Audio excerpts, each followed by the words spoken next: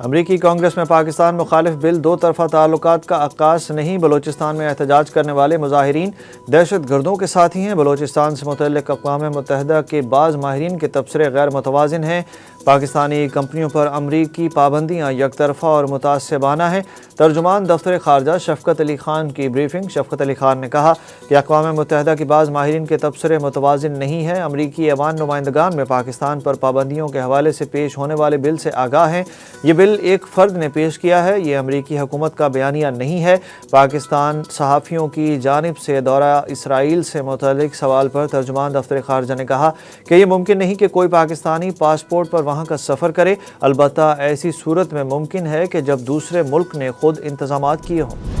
I am F نے حکومت کو بجلی ٹیرف میں ₹1 فی یونٹ کمی کی اجازت دے دی۔ آئی ایم ایف کا کہنا ہے کہ تمام صارفین کو بجلی کی قیمتوں میں ₹1 یونٹ ریلیف ملے گا۔ یہ ریلیف کیپٹیو پاور پلانٹس پر لیوی سے حاصل ریونیو سے دیا جائے گا۔ حکومت کی جانب سے بجلی صارفین کے لیے ریلیف پیکج پر بھی کام جاری ہے۔ آئی ایم ایف کی منظوری سے بجلی کی قیمتوں میں ریلیف پیکج کا اعلان کیا جائے گا۔ قرضوں سے قومیں ترقی نہیں کرتی، آئی ایم ایف پروگراموں سے معیشت میں استحکام آتا ہے، ترقی نہیں۔ دعا ہے یہ آئی ایم ایف کا آخری پروگرام ہو۔ وزیر اعظم شہباز شریف کا prime minister digital youth hub کے اجراء کی تقریب سے خطاب۔ شہباز شریف نے کہا کہ ہمارے قرضے 77 سالوں میں بڑھے ہیں، ہم نے اس قرضے کی زندگی کو وقار کی زندگی میں بدلنا ہے۔ کسان، صنعت کار اور نوجوان کو معاشی طور پر مضبوط بنانا ہے۔ میں آخری دم تک آپ کے حقوق کی جنگ لڑتا رہوں گا، آخری حد تک آپ کو قرضوں سے نجات دلاؤں گا۔ پاکستان کا افغان باشندوں کے لیے 31 مارچ تک ملک چھوڑنے کی ڈیڈ لائن میں توسیع نہ کرنے کا فیصلہ۔ وزارت داخلہ کے اجلاس میں ڈیڈ لائن پر سختی سے عمل کرنے کا فیصلہ کر لیا گیا۔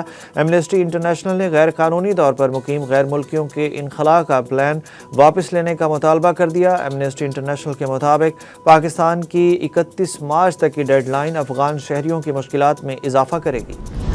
16 روز کے تعطل کے بعد کوئٹہ کے لیے ٹرین سروس بحال۔ جعفر ایکسپریس پشاور سے کوئٹہ کے لیے روانہ۔ وفاقی وزیر امیر مقام نے مسافروں کو پشاور سے رخصت کیا۔ جعفر ایکسپریس جمعے کو کوئٹہ سے پشاور آئے گی۔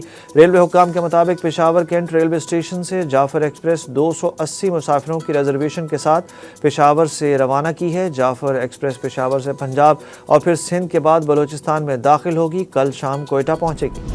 190 ملین پاؤنڈز کیس میں عمران خان نے سزا معطلی کی درخواست پر جلد سماعت کی استدعا کر دی۔ اسلام آباد ہائی کورٹ میں دائر درخواست میں عمران خان کی جانب سے موقف اختیار کیا گیا کہ سزا معطلی کا کیس 24 مارچ کو مقرر تھا، مگر مرکزی وکیل کی قتل کے مقدمے میں سپریم کورٹ میں مصروفیت تھی۔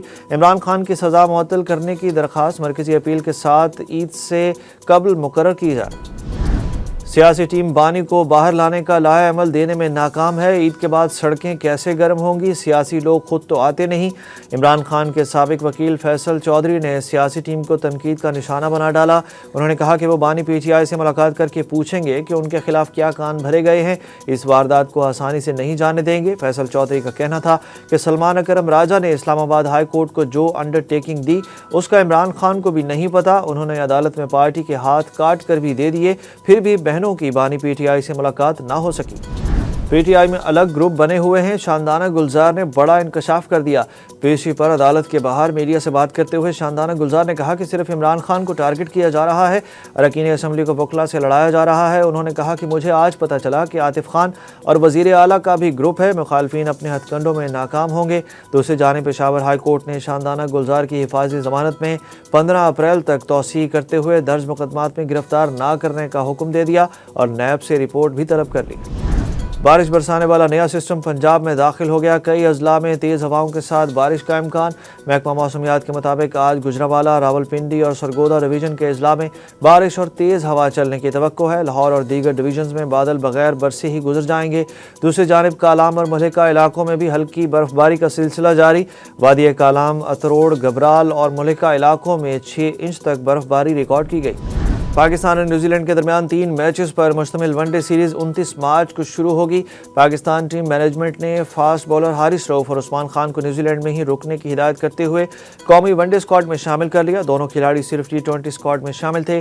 ون ڈے اسکواڈ میں شامل باقی 5 کھلاڑیوں نے نیپیئر میں ٹیم کو جوائن کر لیا ہے، جبکہ T20 ٹیم کے 8 کھلاڑی وطن واپسی کے لیے روانہ ہوں گے۔ سلمان علی آغا، حارث رؤف، خوشدل شاہ، عرفان خان نیازی، ابرار احمد، سفیان وکیم، محمد علی اور عثمان خان نے نیپیئر میں ون ڈے اسکواڈ کو جوائن کر لیا۔